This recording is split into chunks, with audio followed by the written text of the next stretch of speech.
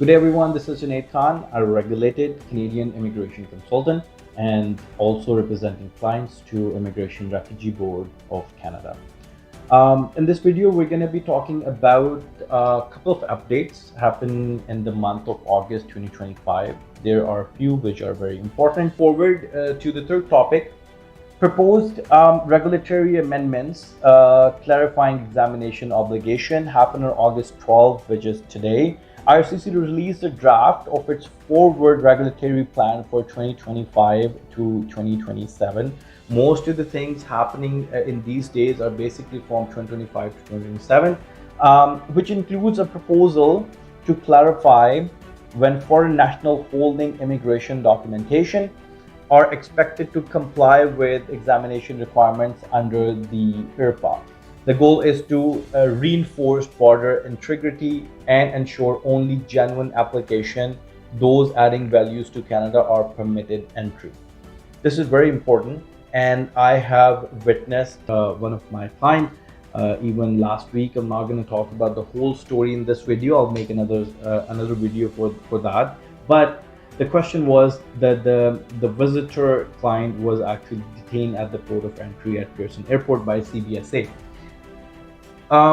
You must understand one thing, that IRCC and the CBSA now have the authority to cancel the document you have, which means cancel the visa. They have authority to give you entry for the specific period of time, not the 6 months. They have authority to cancel and withdraw your application. They have authority to ask for more documentation. They have authority to cancel your visa at the port of entry, maybe while your visa was good and intact and you were able to travel to Canada, but they can do that at the port of entry in Canada and send you back on the next flight. I have many clients coming in. I have to pick one of my clients from the airport today as well. But you have to have all the documentation in hand. That why are you coming? If you're visiting Canada on a visit visa, you have to have a return ticket. Do not make these kind of blunders. Plus, if they ask you for any documentation, you have those documentation handy. If they're asking for any further question, take you to the examination room and ask you multiple questions over there.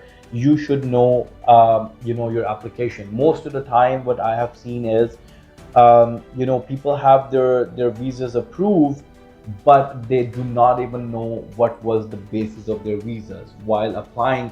I have seen people, they do not have their credentials for the GCK. I know people, they do not know on what basis their applications have been applied to their consultants and agents.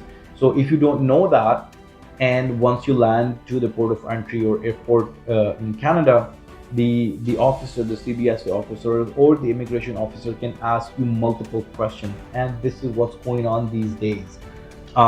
Even though the client I dealt with, the CBSA 2 days ago, she had a family in Canada, a son and a daughter, and both of them are married and they have their families, a brother in Canada.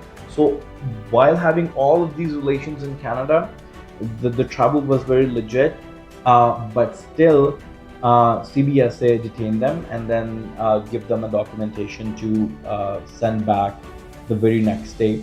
So we had a hearing at the CBSA office in Pearson Airport, and luckily and thankfully that we'll be able to get the passport back, and they didn't cancel the visa, and the client was now in Canada and have a legal stay for 6 months and come back again.